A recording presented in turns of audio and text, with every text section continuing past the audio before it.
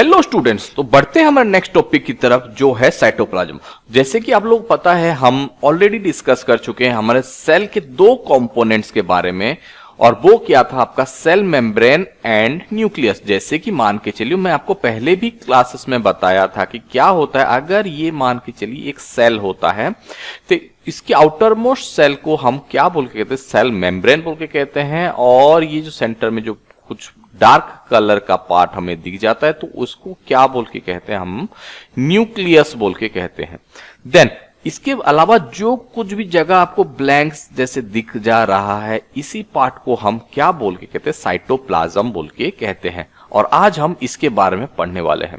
तो आगे बढ़ते हैं हमारे टॉपिक में। नेक्स्ट हमें क्या क्या दिया गया है, तो when we look at temporary mounts of onion peels, तो हम एक्टिविटीज में पढ़े थे कि क्या होता था, ओनियन पील का स्ट्रक्चर कैसे होता था। और अलोंग विद दैट हम लोग इसके प्रीवियस वाले वीडियो में ह्यूमन चिक सेल का भी एक एक्टिविटी परफॉर्म करके देखे थे। तो यहाँ पे क्या देखे थे हम लोग कि बहुत सारे रीजन जो हैं वो ज्यादा से ज्यादा कलर लिए हुए थे। जैसे मान के चलो अगर हम बात करते हैं कि इसके आउटर मोस्ट रीजन या फिर जो सेल मेम्ब्रेन रीजन होता है या फिर जो न्यूक्लियस होता है, ये ज्यादा से ज्यादा कलर जो है वो स्टेन किए थे या फिर ज्यादा से ज्यादा कलरफुल हमें दिखा था। बट कुछ पार्ट ऐसे भी थे जैसे कि इस वाले पार्ट को अगर हम लोग बात करते हैं तो यहाँ पे बहुत ही कम से कम कलर ये लोग स्टेन किए थे, वेरी लिटिल स्टेन इनमें हमें देखने के लिए मिला था। और इसी पार्ट को ही क्या कहा जाता है बच्चों, इसी पार्ट को ही हम साइटोप्लाज्म बोल के कहते हैं। जैसे कि इस वाले फिगर में आप देख पा रहे हैं कि जो न्यूक्लियस है या फिर सेल मेम्ब्रेन है वो हमें क्लियरली विजिबल हो रहे हैं, बट कुछ पार्ट्स ऐसे भी हैं जहां पे हमें किसी भी तरह का या फिर कलर हुआ है लेकिन बहुत ही कम कलर हुआ है, और इसी पार्ट को ही हम साइटोप्लाज्म बोल के कहते हैं। देन ये साइटोप्लाज्म में एक्चुअली होता क्या है, ये जो साइटोप्लाज्म होता है बच्चों ये कवर के अंदर रहता है। और किसके कवरिंग के अंदर में ये प्रेजेंट है, ये प्लाज्मा मेम्ब्रेन के कवरिंग के अंदर प्रेजेंट है। तो नॉर्मली साइटोप्लाज्म का बात किया जाए ये एक तरह का फ्लूइड होता है और इसका सारा का सारा कंटेंट्स ये प्लाज्मा मेम्ब्रेन के अंदर ही रहते हैं। और इसमें जो कंटेंट्स प्रेजेंट रहते हैं उसी कंटेंट्स को क्या कहा जाता है, सेल ऑर्गेनेल्स बोल के हम लोग कहते हैं। और हर वो सेल ऑर्गेनेल्स क्या करते हैं बच्चों, कुछ ना कुछ स्पेसिफिक फंक्शन जो है वो परफॉर्म करते हैं। समझ में आ गया बच्चों। तो साइटोप्लाज्म क्या होता है, ये फ्लूइड कंटेंट्स होता है, कहां पे प्रेजेंट रहता है, between nucleus and plasma membrane, इन दोनों के बीच में प्रेजेंट रहता है, ये फ्लूइड कंटेंट्स होता है। एंड इनमें बहुत सारे छोटे छोटे सेल ऑर्गेनेल्स प्रेजेंट रहते हैं जो कि एक स्पेसिफिक काम को परफॉर्म करते हैं। और क्या क्या करते हैं हमें आगे के वीडियो में ये समझ में आ जाएगा। बट बढ़ते हैं अभी हमारे नेक्स्ट टॉपिक की तरफ। और ये टॉपिक में क्या क्या हमें आगे दिया गया है, The cell organelles are enclosed by membrane। तो जितने भी सेल ऑर्गेनेल्स हम देख पाते हैं, जैसे कि इस वाले फिगर में हम इसको समझने की थोड़ा सा कोशिश करते हैं। तो इस फिगर में आप जो कुछ भी चीजें देख रहे हो ये सब क्या होते हैं, इनके ऊपर कुछ ना कुछ एक एक मेम्ब्रेन जो है वो प्रेजेंट रहता है। और ये सारे के सारे क्या है बच्चों, ये सारे के सारे सेल ऑर्गेनेल्स ही है। तो वही सेम चीज हमें यहाँ पे समझाने की कोशिश किया गया है कि क्या होता है, जितने भी सेल ऑर्गेनेल्स होते हैं ये सब क्या होते हैं, एनक्लोज्ड होते हैं एक मेम्ब्रेन के अंदर, या फिर हम बोल सकते हैं इनके चारों तरफ एक मेम्ब्रेन प्रेजेंट रहता है। अगर हम प्रोकैरियोटिक्स की बात करते हैं, प्रोकैरियोटिक्स में नॉर्मली क्या होता है, यहाँ पे बहुत ऐसे सेल ऑर्गेनेल्स प्रेजेंट भी नहीं रहती, या फिर बोल सकते हैं हम लोग हर एक सेल ऑर्गेनेल्स प्रोकैरियोटिक्स में प्रेजेंट नहीं रहता।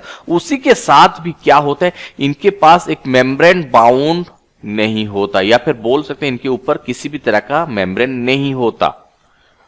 हो गया, the membrane bound cell organelles are also absent. But अगर हम बात करते हैं एक यूकैरियोटिक सेल का, तो यूकैरियोटिक सेल में जितने भी सेल ऑर्गेनेल्स रहेंगे उनके चारों तरफ एक मेम्ब्रेन प्रेजेंट रहेगा।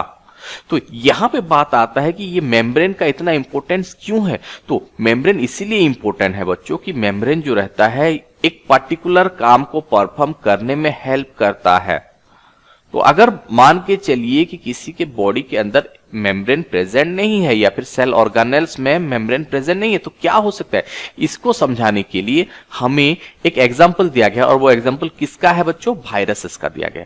तो वायरस जो होते हैं, वायरस के पास किसी भी तरह का मेम्ब्रेन प्रेजेंट नहीं रहता, तो इसीलिए वो क्या होते हैं, वो एक लिविंग थिंग्स के जैसा बिहेव नहीं करते। तो जब तक वो बॉडी के बाहर होते हैं तो ये बिहेव करते हैं as a non living, but जैसे कि ये किसी के बॉडी के अंदर एंटर करते हैं ये उसी बॉडी को अपना होस्ट बना लेते हैं, और होस्ट बनाने के बाद उसी के सेल मैकेनिज्म को वो यूज करते हैं और बिहेव करते हैं किसके जैसा, एज ए लिविंग थिंग। तो यहां से आपको तो एक ओवरऑल आइडिया हो गया होगा कि मेम्ब्रेन उतना इंपॉर्टेंट क्यों है। तो यहां पे हमें प्रोकैरियोटिक्स और यूकैरियोटिक्स के बारे में एक डिफरेंशिएट बिटवीन दिया गया है, जिसको आप लोग खुद से भी ट्राई कर सकते हो। तो नेक्स्ट टॉपिक हमारे पास आता है सेल ऑर्गेनेल्स। जैसे कि हम यहां पे पढ़े कि साइटोप्लाज्म के अंदर बहुत सारे ऐसे छोटे छोटे स्ट्रक्चर प्रेजेंट रहते हैं जो कि एक स्पेसिफिक काम को परफॉर्म करते हैं, उन सबको हम सेल ऑर्गेनेल्स बोल के कहते हैं। तो देखते हैं कि सेल ऑर्गेनेल्स क्या है। Every cell has a membrane around it to keep its own content separate from external environment। तो हर एक सेल के पास क्या होता है, एक मेम्ब्रेन होता है जो कि हर एक सेल को डिफरेंशिएट करता है या फिर सेपरेट करता है किससे, अपने एक्सटर्नल एनवायरनमेंट से।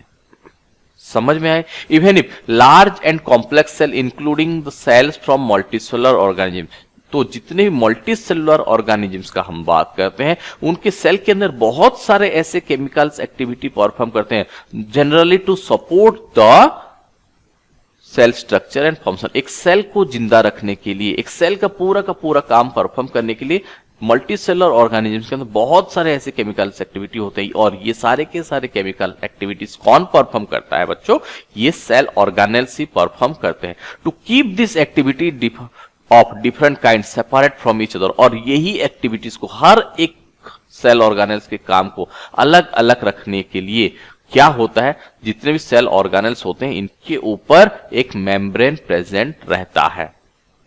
समझ में आया। And this is one of the features of eukaryotics, और ये एक स्पेशलिस्ट फीचर है जो कि हमें प्रोकैरियोटिक्स से अलग करवाता है।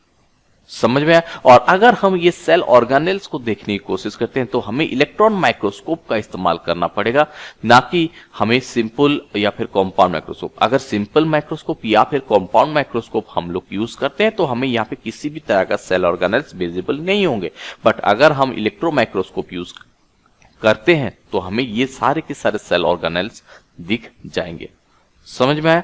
तो अभी बढ़ते हैं, हमारे ये सेल ऑर्गेनेल्स होता क्या है। इतने देर से हम लोग सेल ऑर्गेनेल स्पेसिफिक फंक्शन का बात कर रहे हैं, तो इनका वो क्या होते हैं, उनका नाम क्या होता है, अभी हम लोग थोड़ा सा देखते हैं। तो यहाँ पे we have talked about the nucleus. तो न्यूक्लियस के बारे में हम ऑलरेडी इसके प्रीवियस वाले वीडियो में बात कर चुके हैं।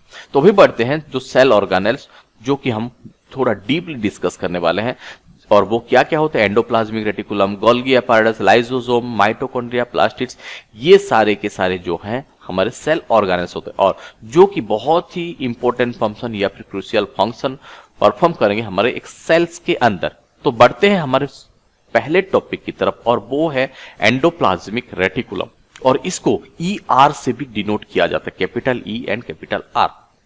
तो सबसे पहले इसका स्ट्रक्चर ही हम लोग देखते हैं कि इसका स्ट्रक्चर होता कैसे। The endoplasmic reticulum is a large network of membrane. तो ये क्या होता है, एक नेटवर्क मेम्ब्रेन बाउंड ट्यूब्स होता है और सीट्स से बना हुआ। तो ये कैसे बना हुआ रहता है, ये large network of membrane bound tubes and seats से। सबसे पहला बात यही है।